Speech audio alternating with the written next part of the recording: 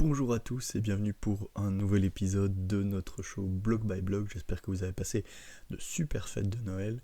Et aujourd'hui, le thème de cette vidéo est le yen en tant que margin loan du monde. Alors, ces dernières semaines, nous avons vu une purge qui s'est mise en place, celle du carry trade du yen japonais, dont j'avais effleuré un petit peu l'idée dans la vidéo précédente. Mais en fait, ce qui s'est passé, ça n'est que la continuation de ce phénomène qui a fait extrêmement de volatilité à Bitcoin. Et donc dans un cadre où Bitcoin est finalement à son plus haut en termes d'achat, avec des institutionnels qui achètent comme des fous, on voit quand même cette baisse, car les institutionnels pour la plupart achètent en OTC, over the counter, c'est-à-dire de gré à gré, et donc ils ne font pas ou peu bouger le prix du Bitcoin. Et donc ce qui fait bouger le prix du Bitcoin, c'est généralement les plus petits détenteurs ou les plus petits traders qui font la volatilité du machin. Alors avant de commencer, on se pose toujours la question de où en sommes-nous ? Eh bien, nous sommes actuellement à 87 810 dollars américains, donc une chute depuis notre plus haut ici en octobre dernier, avec 125 000 dollars. Et donc, c'est une très belle baisse quand même, mais les fondamentaux de Bitcoin n'ont pas changé. Donc Bitcoin, finalement, est le même à ce prix-là qu'il n'était avant le carry trade, avant la dislocation du carry trade. Et donc, ce qui se passe, c'est qu'on a quand même un actif qui est à 1764 milliards de capitalisation boursière, mais avec les mêmes fondamentaux, avec une petite baisse. Donc pour moi, on pourrait très bien être au début d'un bear market, où justement, si on pense comme je le pense par rapport aux vidéos précédentes, que Bitcoin est un actif macro, c'est-à-dire qu'il réagit aux conditions économiques mondiales, on peut se dire que le soleil sera radieux, mais finalement dans un futur plus ou moins proche, et donc pas cet enterrement de Bitcoin comme j'ai déjà vu certains médias le prédire. Encore une fois, des baisses de moins 30, moins 35%, même moins 40%, tout ça dans un bull market, c'est du déjà vu pour Bitcoin. C'est pas du tout la première fois. C'est juste que peut-être que pour vous, qui avez acheté à 120 000, oui, forcément, ça fait peur. Hein. Votre patrimoine a presque été divisé par deux, mais c'est normal en fait. Hein. C'est comme ça que ça marche. Ensuite, ce qui nous emmène donc au point suivant, inflation ou insolvabilité. Pourquoi ce titre ? Parce que les États-Unis, et même finalement tous les États, je vais dire, occidentaux, que ce soit la France, la Belgique, l'Allemagne, et donc les États-Unis, ou le Canada même, sont sous des sommes de dettes monstrueuses. Mais alors là, monstrueuses. 35 000 milliards de dettes aux États-Unis, 3 600 milliards en France, c'est quand même des sommes conséquentes. Donc on est à plus de 120% du PIB, ou 116, je sais plus pour la France, quelque chose quand même de monstrueux. Et donc, ça veut dire que s'ils veulent continuer à se financer, ils vont devoir soit imprimer énormément d'argent, ce qui va causer de l'inflation, ou alors faire défaut sur leurs dettes et se prononcer insolvable, ce qui est pour un État quasiment pas le cas. En fait, ils préfèrent juste dévaluer leur monnaie pour continuer à payer leurs traites, parce que la dette, ils pourraient la rembourser, sauf que la monnaie ne vaudra plus rien. Donc c'est soit ça, soit la cessation de paiement, ce qui pourrait arriver, mais ce qui est plus rare généralement. Ils préfèrent juste l'inflation pour faire continuer la musique un peu plus longtemps. Et donc, comme la Fed, donc la banque centrale américaine, doit imprimer une quantité énorme d'argent, c'est pour ça que Trump veut changer le président de la Fed pour qu'il baisse les taux courts, donc c'est-à-dire à moins d'un an, puisque la dette américaine est très courte en termes de duration, tandis que la dette française est un peu plus longue. On parlait il y a quelques mois de plus ou moins 8 ans, alors qu'aux États-Unis, elle se rapproche entre 1 an et 5 ans maximum. Donc c'est des durations très courtes. Ce qui fait que, en fait, faire baisser les taux courts, ou même les augmenter, comme on a vu avec la fièvre inflationniste qu'il y avait il y a 1 an et demi. Donc ce qui s'est passé, c'est qu'ils ont explosé les taux d'intérêt à la hausse, passé de, je sais plus combien ils étaient, mais en dessous de 1 à 4,5, pour les baisser 3 fois, mais là, Jerome Powell a dit qu'il allait arrêter donc cette baisse des taux d'intérêt, et Trump n'a pas envie, puisque si les taux restent actuels au seuil auquel ils sont maintenant, ça veut dire que la pression de la dette va être monstrueuse, parce que les États-Unis doivent faire rouler leur dette, mais la faire rouler alors que les taux d'intérêt sont à 4,5% ou à 4%, c'est monstrueux pour les États-Unis. Ça veut dire que la charge de la dette, donc juste les intérêts pour payer la dette, va exploser. Pareil en France, d'ailleurs, avec les taux d'intérêt qui montent. Mais donc voilà le mécanisme. Donc deux choix, soit ils impriment de l'argent pour faire baisser les taux, et font baisser les taux, mais ça crée de l'inflation, ou alors ils se disent on ne peut plus payer la dette et on est insolvable. Je vous ai fait un petit slide pour illustrer mes propos. Ici, on voit que la dette dans le monde, elle est plus ou moins à 300% du PIB. Ici, donc, c'est un pourcentage par rapport au PIB. En France, on est à 114, mais ça, c'était avant les nouveaux chiffres. Là, on est plus aux alentours des 116. Aux États-Unis, on est à 143% du PIB, mais c'est un peu biaisé parce que la dette sur le PIB, ça permet de comparer les pays entre eux, mais ça nous dit pas à quel point on est dans la merde. Enfin, ça nous donne un indice, mais ça nous dit pas exactement, parce que la dette sur le PIB, c'est la dette sur la totalité des plus-values réalisées dans le pays sur un an. Ça nous donne pas la dette par rapport aux recettes de l'État. Donc là, ce serait monstrueusement plus élevé. Et pareil, quand il parle de déficit, ramener le déficit à 3% en France, par exemple, puisque je parle français, je suppose que j'ai une audience principalement française, eh bien, nous avons donc un déficit sur PIB, ils veulent le ramener à 3%. On est en France à 5,5%, mais donc, c'est la dette sur le PIB, c'est pas la dette sur les recettes de l'État. Parce que ça, ce serait énorme. Je pense qu'on est plus aux alentours des 20 à 30%. C'est monstrueux. Donc, ça veut dire que si vous gagnez 1000 euros, eh bien, l'État en dépense bien 1300. Ce qui est monstrueux. Et donc, ce qui est intéressant ici, c'est que la dette, c'est vraiment une taxe sur le futur. Donc, vous empruntez maintenant pour des projets futurs, normalement, et puisque en France, eh bien, on n'investit pas dans des choses productives, on prend juste pour, par exemple, financer les retraites, c'est pas quelque chose de productif. On s'endette pour payer directement quelque chose qui va nous apporter zéro. Et donc, c'est là où on a un problème, parce qu'on taxe les générations futures sur quelque chose qu'elles auraient pu avoir, puisqu'en fait, on prend de l'argent du futur pour le mettre, finalement, dans le passé, enfin, dans le présent, pour nous. Et quand c'est emprunté à 3% pour investir à 4%, là c'est ok, parce qu'on va créer beaucoup plus de richesses que ce qu'on va devoir rembourser. Par contre, si on prend à 2 ou 3% pour payer des retraites, c'est-à-dire pour créer zéro, là on a un problème, parce qu'il y a l'exponentielle qui va exploser à 3% beaucoup plus rapidement, forcément, que zéro. Et donc pour moi, c'est ce qui se rapproche le plus du voyage dans le temps, en termes donc monétaires, c'est vraiment une taxe sur le futur, on prend dans le futur quelque chose qu'on aurait pu avoir pour le mettre dans le présent. Pourquoi c'est mauvais ? Eh bien, parce que nous, toute notre société est basée sur la monnaie. Et la monnaie, finalement, c'est la forme la plus abstraite pour stocker l'énergie. Puisque nous travaillons, voilà, cette madame travaille, dans un job, on s'en fout duquel, donc elle donne son temps, son énergie, et en retour, l'employeur lui donne donc de la monnaie qui est la représentation de l'énergie qu'elle a fournie pour son employeur, pour qu'elle puisse après le dépenser comme elle le veut. Mais donc elle a fourni un travail, et on lui a donné une monnaie pour prouver qu'elle avait fait ce travail donc, et ce n'est finalement que du prêt. Elle a prêté son temps, on lui donne de la monnaie pour qu'elle puisse reprêter cette même quantité à quelqu'un d'autre.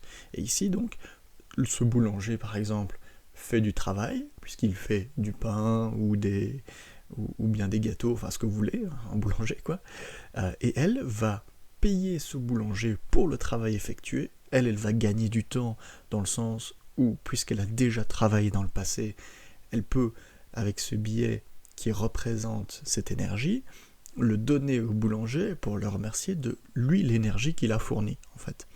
Et donc c'est une forme très très abstraite de stockage d'énergie. Alors maintenant que vous avez compris que la dette est vraiment un problème et que la seule manière de s'en sortir, ce serait d'arriver dans ce futur plus productif, pour pouvoir rembourser la dette et avoir en plus quelques pourcentages de bénéfices pour tout le monde. La seule manière d'y arriver, c'est de ne pas dépenser, par exemple, dans des retraites. C'est pour ça qu'ils font des réformes des retraites, parce qu'ils se doutent bien que si on ne réforme rien, rien ne va changer et le système est voué à l'échec. Puisque on l'avait dit dans une vidéo précédente, j'essaierai de vous mettre le lien, car en fait c'est toute une question de démographie. Avec 4 actifs pour un retraité comme on l'était en 1970, c'est ok, le système peut tenir, puisque la pyramide est comme ça.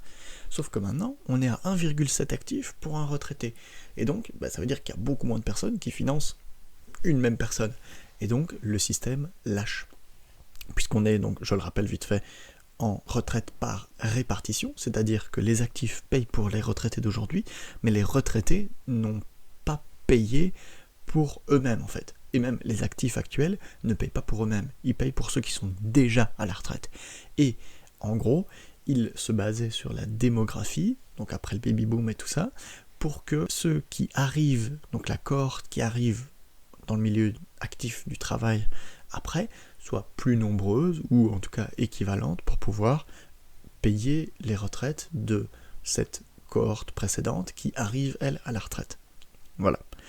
Donc, la seule manière de s'en sortir, avec des dettes abyssales comme ça, ce serait d'arriver dans ce futur beaucoup plus productif. C'est-à-dire donc ne pas payer pour des retraites, mais payer pour des ponts, par exemple. Des ponts qui relieraient deux zones économiques pour pouvoir faire beaucoup plus de croissance économique que, je ne sais pas moi, le temps de fret ou de transport soit, imaginons, divisé par 2 avec un seul pont. Là, c'est utile. Parce que ça veut dire quoi ? Ça veut dire que ce pont va coûter une somme fixe, allez, quelques variables en maintenance, mais elle va permettre de diviser par 2 le temps de commerce entre les deux, ce qui va avoir pour effet, normalement, un boom économique. Et c'est pour ça qu'on a par exemple en Chine, les ponts les plus hauts du monde, parce que maintenant ils traversent des vallées.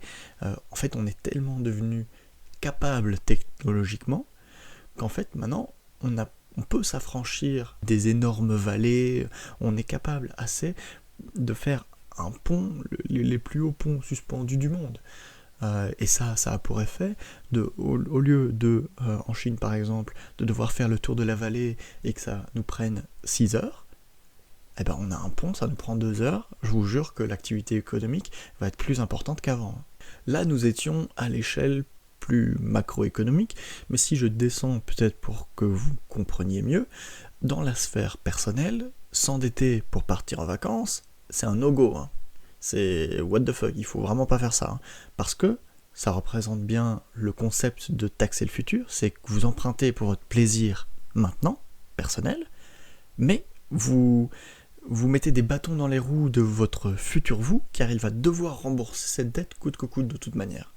Et donc, investir, donc s'endetter pour acheter une maison par exemple, ça c'est plus utile parce que cette maison vous allez quand même l'utiliser ou par exemple vous pouvez la mettre en location, donc il y aura de la création de valeur, vous allez proposer un logement à une autre personne, etc. S'endetter pour partir en vacances, ça c'est pas bien, ou pour s'acheter une télé, c'est pas bien non plus.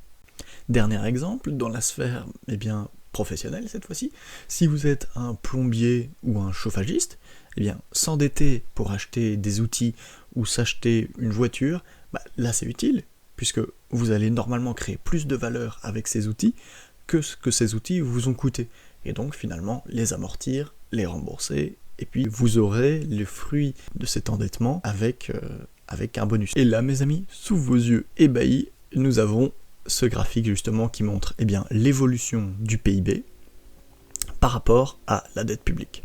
Et on voit que avant 2008, donc avant la crise, la dette montait, oui, mais le PIB montait de la même manière. Ça veut dire qu'on empruntait pour quelque chose, je vais dire, d'autant utile en termes de production et en termes de croissance.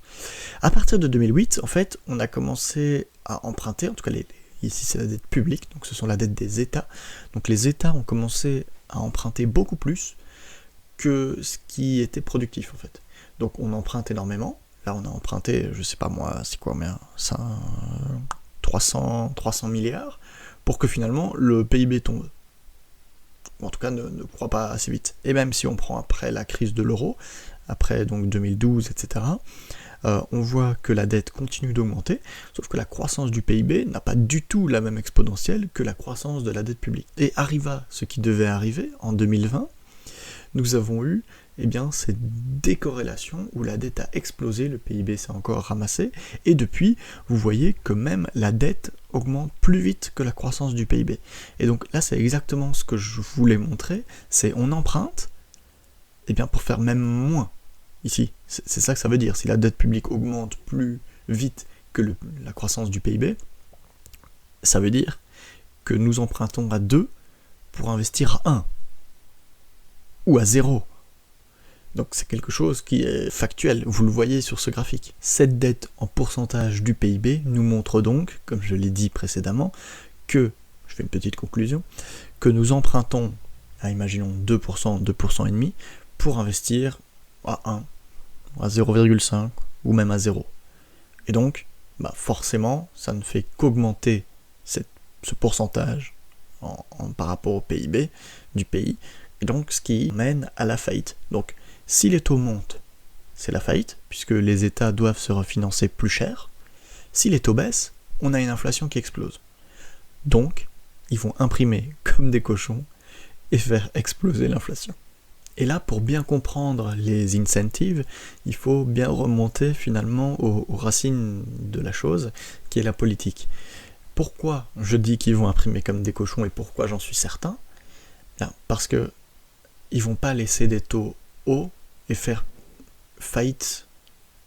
Puisque un pays qui fait faillite, ça veut dire le FMI sur le dos, ça veut dire l'austérité, ça c'est pas chouette pour les électeurs. Donc ce qu'ils vont faire, ils préfèrent que l'inflation explose, parce qu'au moins ils vont pouvoir justifier des espèces de tickets de rationnement en mode, voilà encore, une aide par-ci, une aide par-là. C'est beaucoup plus vendeur pour les électeurs, et les électeurs préfèrent finalement l'inflation au serrage de ceinture, quoi.